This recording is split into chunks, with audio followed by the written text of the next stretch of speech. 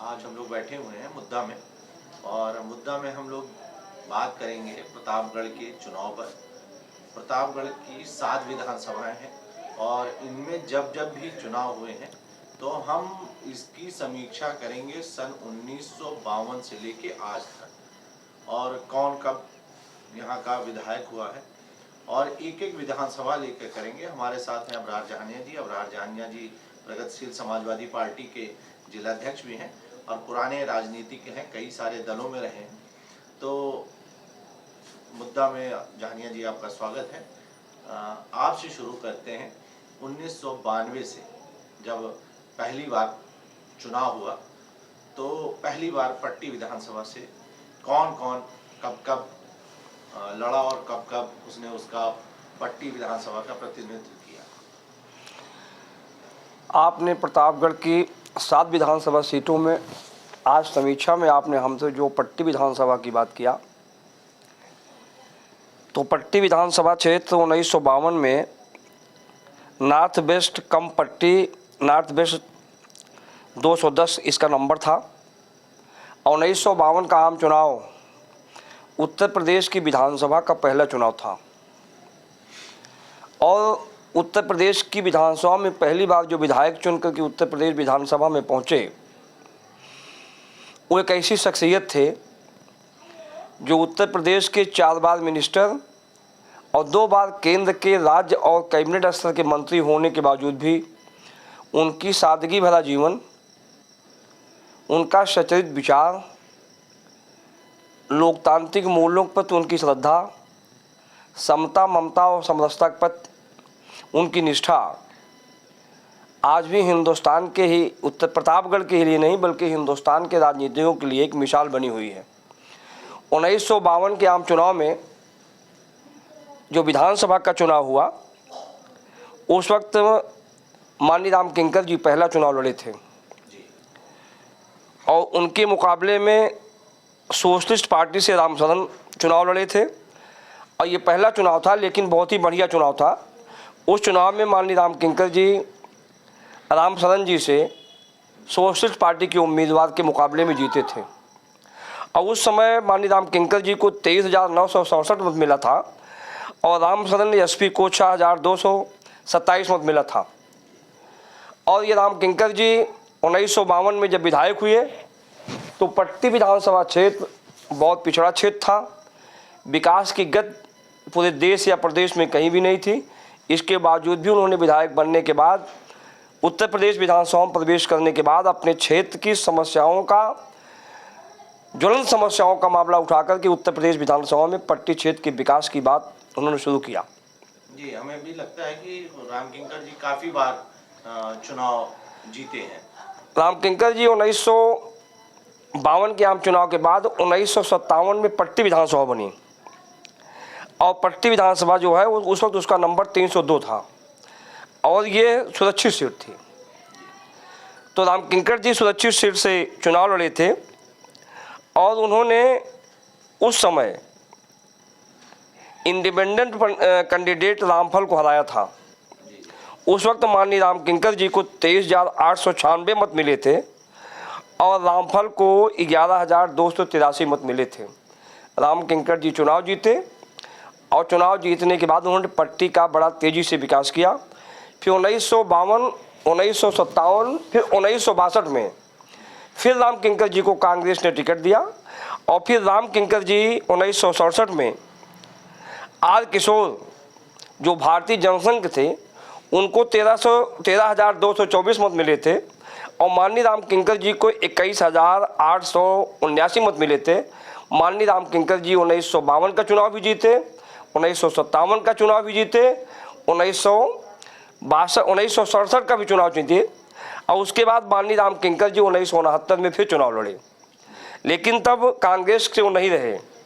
जब चौधरी चरण सिंह कांग्रेस से अलग होकर के उत्तर प्रदेश के मुख्यमंत्री हुए तो राम किंकर जी उनके साथ गए, उनकी सरकार में मंत्री हुए। माननीय राम किंकर जी 1969 का चुनाव बीकेडी से लड़ा था, भारतीय क्रांति दल से लड़ा था, और वो चौधरी चरण सिंह का दल था जिसका निशान था हलदर।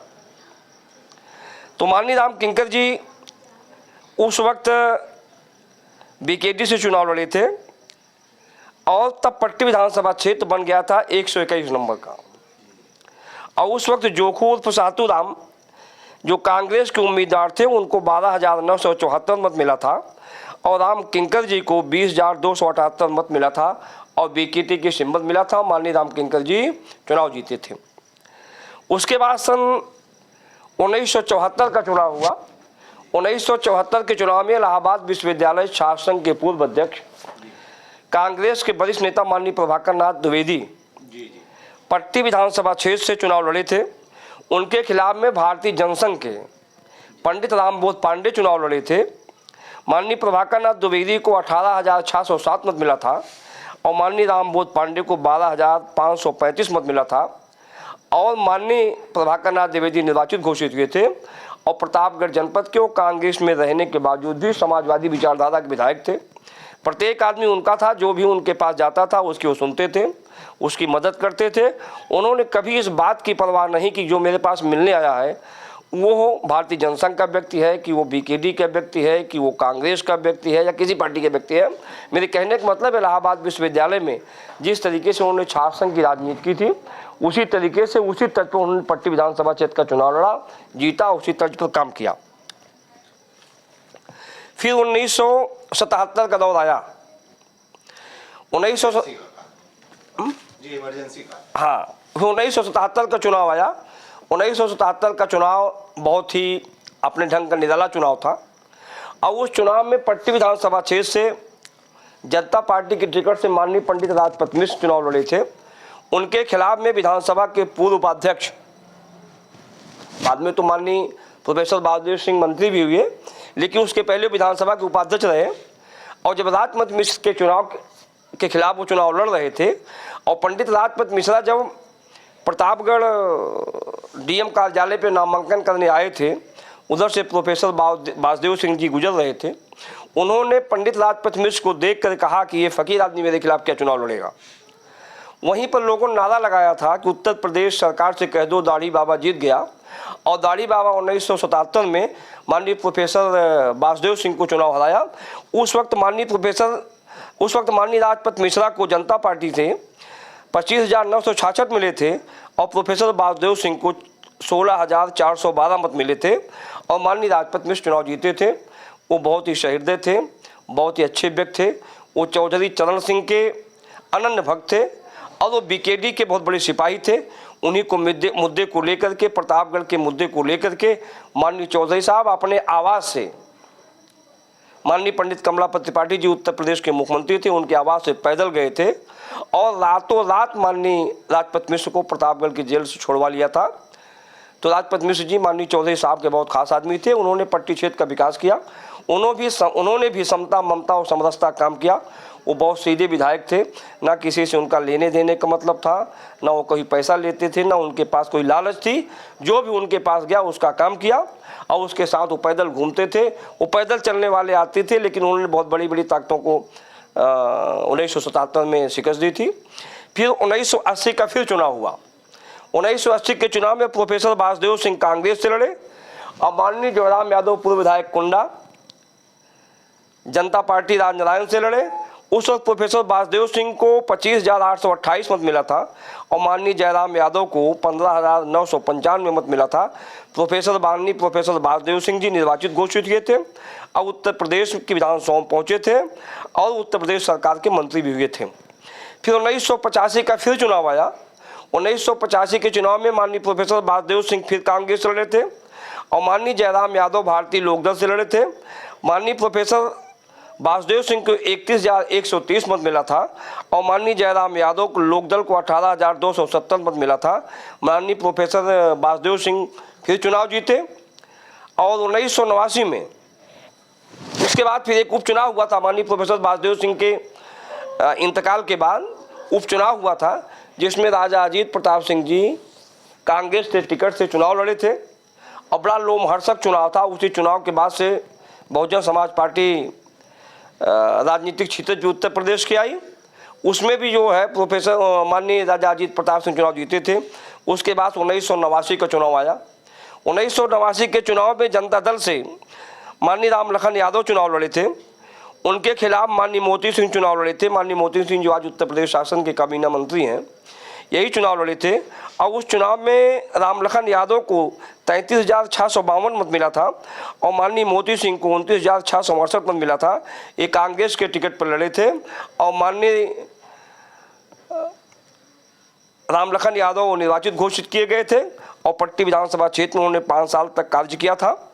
1991 में फिर विधानसभा चुनाव पट्टी का हुआ और पट्टी का विधानसभा का 1991 का चुनाव एक ऐसा चुनाव था जिसमें भारतीय जनता पार्टी जो उत्तर प्रदेश के राजनीतिक क्षितिज पर विपक्ष में नेता बैठाने की हैसियत में नहीं रहा करती थी, एक ऐसे आंदोलन के रूप में आई जिसमें प्रोफेसर शिवाकांत ओझा जी चुनाव लड़े और उनके खिलाफ 1991 में बाबू शक्ति सिंह चुनाव लड़े जनता दल से। माननीय प्रोफेसर शिवाकांत ओझा को 27,137 मत मिला, माननीय शक्ति सिंह को 23,802 मत मिला। माननीय शिवाकांत ओझा निर्वाचित घोषित हुए थे और बीजेपी के कैंडिडेट थे। 1993 में सबसे ज़्यादा कैंडिडेट पट्टी विधानसभा क्षेत्र में लड़े थे, उनकी संख्या 45 थी। रामलखन यादव जी 1993 में समाजवादी पार्टी से लड़े थे और माननीय शिवाकांत ओझा जी उस वक्त बीजेपी से लड़े थे। उस वक्त माननीय रामलखन यादव को 51,149 मत मिला था और माननीय शिवाकांत ओझा को 27,984 मत मिला था। यहाँ बीजेपी की शिकस्त हुई थी और माननीय रामलखन यादव जी चुनाव जीते थे, माननीय शिवाकांत ओझा उस चुनाव में हारे थे। 1996 में बाबू मोती सिंह जी बीजेपी के चुनाव से लड़े थे और बाबू अजीत प्रताप सिंह मदन सिंह जो उनके चचेरे भाई थे वो बीएसपी से लड़े थे। उस चुनाव में बाबू मोती सिंह को 73,928 मत मिला था और बाबू अजीत प्रताप सिंह को 37,036 मत मिला था। बाबू मोती सिंह को चुनाव जीते थे। 2002 में बाबू मोती सिंह लड़े थे कांग्रेस से और उनके खिलाफ पंडित मृत्युंजय शुक्ल लड़े थे बीएसपी से लड़े थे और मृत्युंजय को पराजय का मुंह देखना पड़ा था। बाबू मोती सिंह चुनाव जीते थे, उनको 65,265 मत मिला था और बाबू मृत्युंजय बाबू को 44,501 मिला था। फिर 2007 के चुनाव में बाबू मोती सिंह का मुकाबला बहुत बड़ी ताकत से हुआ था, जो बांदा और करबी से चल के आए थे माननीय बाल कुमार पटेल जी, और उस चुनाव में बहुत ही संघर्ष हुआ था, जिस संघर्ष में बाबू मोती सिंह चुनाव जीते थे, लेकिन बहुत थोड़े मतों से चुनाव जीते थे। बाबू मोती सिंह को 42,579 मत मिला था और माननीय बाल कुमार पटेल को 42,125 मत मिला था। 2012 का फिर चुनाव हुआ। 2012 के चुनाव में बाबू मोती सिंह भारतीय जनता पार्टी के टिकट पर चुनाव लड़े और माननीय बाल कुमार पटेल के पुत्र माननीय राम सिंह पटेल यहाँ आकर के विधानसभा का चुनाव समाजवादी पार्टी के टिकट से लड़े थे। उस चुनाव में बाबू मोती सिंह की पराजय हुई थी और राम सिंह की जीत हुई थी। उस वक्त बाबू राम सिंह पटेल को 61,434 मत और बाबू मोती सिंह को 61,278 मत मिले थे। 2017 के चुनाव में फिर वही बाबू मोती सिंह जी और राम सिंह आमने सामने हुए। बाबू मोती सिंह भारतीय जनता पार्टी से लड़े, राम सिंह समाजवादी पार्टी से लड़े। मोती सिंह को 75,011 मत मिला बीजेपी से और राम सिंह पटेल को 73,538 वोट मिला। समाजवादी पार्टी से बाबू मोती सिंह जो है वो चुनाव जीते और इस बार जो है फिर मुकाबला 2022 का होने जा रहा है। वो चुनाव बहुत ही संघर्षपूर्ण है। एक तरफ बाबू मोती सिंह की प्रतिष्ठा लगी हुई है, बाबू मोती सिंह की प्रतिष्ठा नहीं लगी हुई उत्तर प्रदेश के मुख्यमंत्री माननीय योगी जी की प्रतिष्ठा लगी हुई है, क्योंकि ये चुनाव प्रतापगढ़ का एक ऐसा चुनाव है जिस चुनाव पे पट्टी विधानसभा क्षेत्र में जिस तरीके से चुनाव हो रहा है, जिस तरीके से चुनाव की गतिविधियां देखने को मिल रही हैं, उससे एकदम आमना सामना बाबू मोती सिंह और राम सिंह पटेल का है। लेकिन विगत 3 चुनाव से पट्टी में चुनाव का हार जीत का आंकड़ा कभी 300 से रहा, कभी 2000 से रहा, कभी 3000 से रहा। देखिए अब की बार हार जीत का आंकड़ा कितने अंतर से होता है। लेकिन चुनाव की जो दिशा और दशा बता रही है पट्टी की, उससे तो लगता है कि पट्टी विधानसभा क्षेत्र अति संवेदनशील है। प्रशासन को चाहिए कि पट्टी को विशेष ध्यान से देखें, हिंसा न भड़कने पावे और किसी भी कीमत में सामाजिक समता, ममता और समरसता का माहौल न बिगड़ने पावे। भारतीय संविधान के तहत सभी व्यक्ति को चुनाव लड़ने का अधिकार है। सारे लोग चुनाव लड़ रहे हैं और पट्टी जनता चुनाव में मत देने के लिए आतुर है। प्रशासन को चाहिए कि प्रतापगढ़ जनपद में निष्पक्ष चुनाव कराए और निष्पक्ष चुनाव करके लोकतंत्र का जो त्यौहार है, लोकतंत्र का जो पर्व है, उस पर्व को इस तरीके से पार करे, उस पर्व को इस तरीके से करावे जिससे विधानसभा के चुनाव के बाद कभी कहने का मौका न मिले कि प्रतापगढ़ के प्रशासन ने किसी के साथ जाति किया है। जी जी, जानिया जी आपका बहुत बहुत धन्यवाद। ये पूरा पट्टी का इतिहास जो आपने खोल के रख दिया कि 1952 से लेकर 2017 तक, और ये बड़ी अच्छी जानकारी जो आपने दी पट्टी के लिए। अब फिर हम अगले एपिसोड में आपसे सदर विधानसभा के बारे में ही ऐसी समीक्षा करेंगे। तब तक बहुत बहुत धन्यवाद।